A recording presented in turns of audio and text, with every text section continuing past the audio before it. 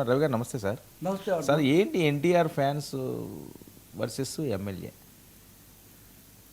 దీనికంతా కూడా ఆయనే కారణం అని చెప్పి టీడీపీ వాళ్ళు మాట్లాడేది, చంద్రబాబు నాయుడు గారు కూడా ఏదో మందలించారు అంటారు. ఇది ఎటువైపు వెళ్తుంది? దీన్ని ఎందుకు ఫుల్ స్టాప్ పెట్టట్లేదు? మొన్న ఏపీలో ఏవో అనుమతులు ఇవ్వలేదట, వాళ్ళు ప్రెస్ మీట్ పెట్టుకుంటామంటే వాళ్ళు వచ్చి హైదరాబాద్లో పెట్టిన నేపథ్యం. ఖచ్చితంగా అంతే కదా. ఇప్పుడు ఆయన మాట్లాడింది చాలా అసహ్యంగా ఉంది. ఏ తల్లిని గురించి అయినా ఎవరైనా అలా మాట్లాడితే ఎట్లా? ఇప్పుడు ఎన్టీఆర్ ఆయన బాగా ఎనర్జెటిక్ హీరోగా ఉన్నారు, చాలా అవార్డులు, వినయంగా, మనిషి కూడా వినయంగా ఉంటాడు. తెలుగుదేశానికి లేకపోతే నారా వారి కుటుంబానికి ఆయనకు సంబంధాలు ఏంటి అనేది ఒకటి పక్కన పెడితే ఇతరత్ర ఆయనకి ఎవరితో ఏం పెద్ద సమస్యలు లేవు. తెలుగుదేశంతో కూడా ఆయన చాలా రోజులు చేయలేడు. ఆయన మొన్న నన్ను ఎవరు ఆపలేరు, నందమూరి తారక రామారావు ఆశీస్సులు ఉన్నంత వరకు అన్న దాంట్లో అభ్యంతరం ఉంది. నిజానికి దాన్ని ఏదో అది అవ్వగానే ఈ అనంతపురం శాసనసభ్యుడు దగ్గుపాటి ప్రసాద్ ఆయన చాలా దారుణంగా మాట్లాడారు. మనం కూడా ప్రస్తావించాం, కానీ అది కేవలం ఎన్టీఆర్ వరకు.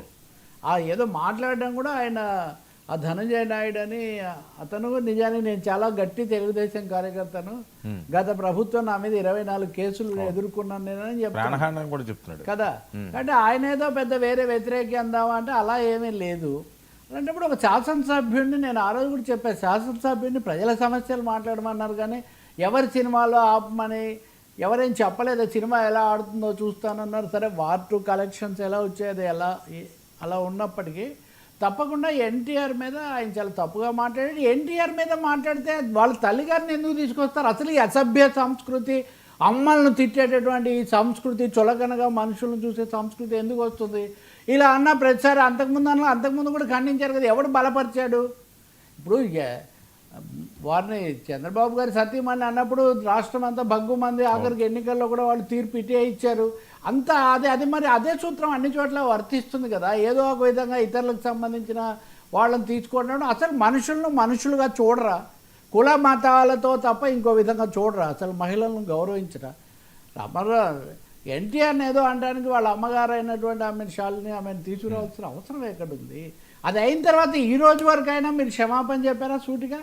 ఇప్పుడు నిజంగా చంద్రబాబు నాయుడు గారు పిలిపించారు, అయితే 2 నిమిషాలే ఆయన మాట్లాడాడు, చాలాసేపు నిరీక్షించారు, ఇవన్నీ కూడా నేను చూశాను. కానీ ఆ తర్వాత కూడా అతనేమో అధికారికంగా క్షమాపణ చెప్పలేదు. రెండవది, పార్టీ తరఫున అధికార ప్రతినిధులు ఎవరైనా సరే మా పార్టీ ఇట్లాంటి వాటిని ఆమోదించదు, ఇది సరైనది కాదని వాళ్ళు కూడా చెప్పలేదు. నాకు తెలిసి చాలా ముఖ్యమైన మిత్రులతో మాట్లాడితే కూడా వాళ్ళు అనేది అసలు ఇలా చేయాలని ఏమాత్రం పార్టీ నాయకత్వానికి లేదు, ఇట్లాంటివి మంచిది కాదు. సరే, ఎన్టీఆర్ ఏం చేస్తారు, ఆయన పట్ల ఎట్లా ఉంటాం అది వేరే అంశం. మాలో మేము మాట్లాడుకోవటం, ఏదో అలా అనుకున్నవన్నీ తీసుకెళ్ళి ఇలా బయట పెట్టడం, ఈ విధంగా నోరు పారేసుకోవడం చాలా దుబారా ఇది. అసలు ఈ ప్రసాద్ అనే శాసనసభ్యుడికి మాకు గతంలో ఏ సంబంధం లేదు. ప్రభాకర్ చౌదరికి అక్కడ సీట్ లేకుండా ఆయన కుదరదు అని మా సర్వేలన్నింటిలో తేలితే మేము ఏదో వేరే కొత్త అభ్యర్థిని పెట్టాల్సి వచ్చింది. అప్పుడు రాబిన్ శర్మ వాళ్ళ సూచన మేరకు మంచి దిట్టమైన వనరులున్న అభ్యర్థి కాబట్టి ఈయనను అప్పటికప్పుడు ఆకస్మికంగా తెచ్చిపెట్టాము. ఇలాంటి వాళ్ళు ఒక 60 మందో 10 మందో ఉన్నారు. వీళ్ళు ఏం మాట్లాడతారో అసలు వీళ్ళ నేపథ్యం ఏంటో మాకే తెలియదు. మరి అటువంటిప్పుడు మీరు ఖండించు అనే వాళ్ళు అంటున్నమాట. అందుకనే ఆయనకు మందలించడం జరిగింది. ఇట్లాంటి వాళ్ళు ఇంకా 2-3 పేర్లు కూడా చెప్తున్నారు వాళ్ళు. కాబట్టి ఇది తప్పు. రెండవది, తెలుగుదేశం ఏ అంశం మీద అయితే అధికారంలోకి వచ్చిందో ఆ అంశానికే కొంచెం భంగం కలిగించే విషయం ఇది. మహిళలను గౌరవించటము, కుటుంబంలో భార్యలను తల్లులను అంటము తప్పు అన్న అంశం మీద కదా వాళ్ళు నిలబడింది. దాన్నే దెబ్బతీసే విధంగా ఈ ప్రసాద్ మాట్లాడడం అన్నది నిజానికి తెలుగుదేశానికి కూడా జీర్ణం కావట్లేదు. అలానే చర్య తీసుకుంటే మళ్ళీ అది బెడిసి కొడుతుందేమో, దీని అవసరాలు ఉపయోగించుకుంటారేమో అని వాళ్ళు నానబెట్టారు. అతన్ని కాస్త ఇంక నువ్వేమి మాట్లాడొద్దు అన్నారు. అతను ఖండన విడుదల చేశాడు, ఆడియో నాది కాదు అని. ఇప్పుడు ఆడియో నాది కాదని అంటుంటే ఆయన ఎవరితో అయితే మాట్లాడాడో ఆ ధనంజయ నాయుడే వచ్చి నాతో ఇలా మాట్లాడితే నేను భరించలేకపోయాను అని అతనే చెప్తున్నాడు. సో ఇప్పుడు ఒకవైపున అసభ్యంగా మాట్లాడడమే కాకుండా ఇప్పుడు అసత్యం కూడా చెప్పినట్టుగా అవుతుంది ఈయన ముందుకు వచ్చినప్పుడు.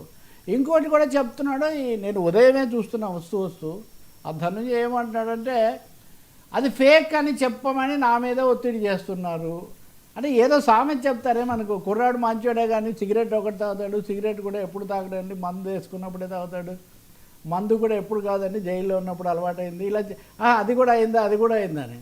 ఇప్పుడు మొదటేమో అది నాది కాదు. ఆ తర్వాత ఒత్తిడి, ఆ తర్వాత ఇంకా కొంచెం బూతులు అడ్డుకోవడం, ఇవన్నీ కూడా ఎందుకు వచ్చాయండి? ఒక్క మాట నేను నోరు జారాను, తప్పైంది, పొరపాటు అయిందని ఆయన చెప్పినా, ఆ పార్టీ చెప్పినా అవుతుంది కదా. ఇప్పుడు ఎన్టీఆర్ ఫ్యాన్స్ ఈరోజు మీరు అన్నట్టు హైదరాబాద్లో వాళ్ళు మాట్లాడుతున్నారు. వాళ్ళు ఏమంటున్నారు?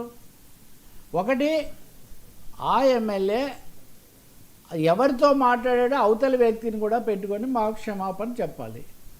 తెలుగుదేశం పార్టీ కూడా దీన్ని ఖండించాలి. ఈ రెండు ఇవి చాలా, అంతకుముందు అందరూ అడిగింది అదే కదా. అది వల్లభనేని వంశీనైనా లేకపోతే ఇంకోరినైనా నోరు జారిన వాళ్ళను. ఈ కేసులో అసలు ఏ సంబంధం లేదు. కాబట్టి ఇది తప్పకుండా పెరుగుతుంది. ఎన్టీఆర్ఏ కాదు, ఎవరిని గురించి అయినా కానీ, ఎవరి సినిమా వాళ్ళంటే కూడా చులకనగా మాట్లాడడము, ఏవేవో వాళ్ళకి అంటగట్టడము ఒకటి కాదు కదా. ఒక విష సంస్కృతి ఇలా వ్యాపించడం అయితే మంచిది కాదు. ఇప్పుడు ఇది అనగానే పవన్ కళ్యాణ్ సినిమా అప్పుడు కూడా ఖండించారు కదండి. ఎవరైనా పవన్ కళ్యాణ్ అప్పుడు ఏమన్నా బలపరిచారా? రెండవది, రోజా అప్పుడెప్పుడో అన్నట్టు ఎవరు సినిమాను ఆపలేరు, సినిమాను పైకి లేపలేరు. సినిమా అనేది ప్రజలకు నచ్చితే ఆడుతుంది. జనసేన వాళ్ళందరూ ఎంత కష్టపడినా హరిహర వీరమల్లి ఏం సూపర్ హిట్ కాలేదు. ఈ సినిమా ఏదో 156 కోట్లు ఎంతో వచ్చింది, ఇంకా 90 కోట్లు రావాలన్నారు. ఎంత ఆటలు పడతారు, వాళ్ళు ఏదో చేస్తారు. సినిమా అనేది చేయటం వరకు చక్కగా బాధ్యత తప్ప జయాపజయాలు ప్రేక్షకుల చేతుల్లో ఉంటాయి. కాబట్టి ఎన్టీఆర్ విషయంలో జరిగింది ఇది ఒక చాలా దుస్సాంప్రదాయం. దీన్ని ఇప్పుడే ఆపాల్సిన అవసరం ఉంది. పార్టీలకు అతీతంగా, సామాజిక వర్గాలకు వీటికి అతీతంగా, అభిమాన సంఘాలకు అతీతంగా అందరూ ఈ ధోరణి మంచిది కాదని చెప్పాలి. సినిమాలను ఆపడం, సినిమాలను అడ్డుకోవడం, సినిమాల మీద దాడి చేయటం ఇవన్నీ కూడా వాంఛనీయం కాదు. ప్రజలకు ఏం సంబంధం లేదు దీంతో. అలాగే ఏదో కులాలు అది ఇదని కూడా నేను అనుకోను. ఎందుకంటే అన్ని వైపులా అందరూ ఉన్నారు. జూనియర్ ఎన్టీఆర్ జూనియర్గా ఉన్నప్పటి నుంచి మొత్తానికి వాళ్ళ కుటుంబంలో కొన్ని సమస్యలు ఉంటాయి. ఏ కుటుంబంలో నాకు ఒక విషయం బాగా గుర్తుంది.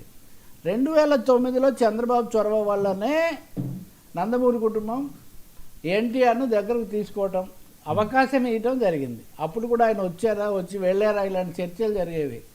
ఆయన 2009లో ఆ పార్టీ తరఫున ప్రచారం చేస్తున్నప్పుడు మనలాంటి ఒక రిపోర్టర్ అడిగారు, అమ్మగారు ఏమంటారు అంటే, ఏడుస్తుందండి అమ్మ అన్నాడు ఆయన. ఇప్పటికీ తలుచుకుంటే ఒక బిడ్డ తల్లి గురించి ఎలా ఆలోచిస్తాడంటే, అమ్మ ఏం లేదండి ఏడుస్తుందండి ఆమె అన్నాడు ఆయన. నేను చెప్తుంది ఒక 15 ఏళ్ల కిందటి మాట. సో కుటుంబ సంబంధాలు అనేవి అలా సున్నితంగా ఉంటాయి. ఆ అంశాలను సాగతీయటం. ఇప్పుడు బాలయ్యకి ఎన్టీఆర్కి పడుతున్నా లేదా చాలా నడుస్తుంది. ఈయన మటుకు మా బాబాయ్ సినిమా నా కోసం నేను వెళ్తే ఆ ముందు వరుసలో నా కోసం ప్రత్యేకమైన కుర్చీ వేసి, అంటే అన్ని ఫిలప్ టికెట్లు దొరక్క ముందు కుర్చీ వేసి చూశాను అని, అలా ఉంటాయి అనుబంధాలు. ఇప్పుడు ఈ సమయంలో దీన్ని ఇంకా సాగతీయడం, నాకు తెలిసి తెలుగుదేశం పార్టీ అలాగే అధికారికంగా దీనికి ఒక ఫుల్ స్టాప్ పెట్టడం చాలా మంచిది. వాళ్ళు మీడియా కాన్ఫరెన్స్ పెట్టుకుంటామంటే మమ్మల్ని పెట్టుకోనివ్వలేదు అని ఆయన ఉదయం మాట్లాడినాయని ఆరోపిస్తున్నారు. మరి ఎందుకు పెట్టుకోనివ్వలేదు? మీడియా కాన్ఫరెన్స్ ఏమి పబ్లిక్ యాక్టివిటీ కాదు, దానివల్ల సమస్యలు వస్తాయని పోలీసులు అడ్డుకున్నారని. అంతకుముందు మదనపల్లిలో కూడా వాళ్ళు నిరసన తెలుపుతామంటే అడ్డుకున్నారు. సో ఈ చినికి గాలివాన అయ్యే లోపల అవ్వకుండా ఆపడం అన్నది చాలా మంచిది. ఆ ఎమ్మెల్యే సూటిగా దానికి సారీ చెప్పడం, క్షమాపణ చెప్పడం, మళ్ళీ అటువంటివి జరగకూడదని చెప్పడం. మనం రోజు మాట్లాడుతున్నట్టుగా ఈ మధ్య తెలుగుదేశం ఎమ్మెల్యేలు చేసే పనులు చాలాసార్లు తలనొప్పిగా చంద్రబాబుకు మారుతున్న పరిస్థితి కూడా మనం గమనిస్తున్నాం. నిన్న 2-3 కేసులు మాట్లాడాం.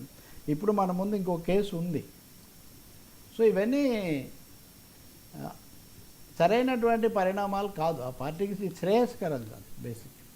సరే, మరి టీడీపీ ఎమ్మెల్యేపై కేసుకు పవన్ ఆదేశం అని మరొక వాయిస్.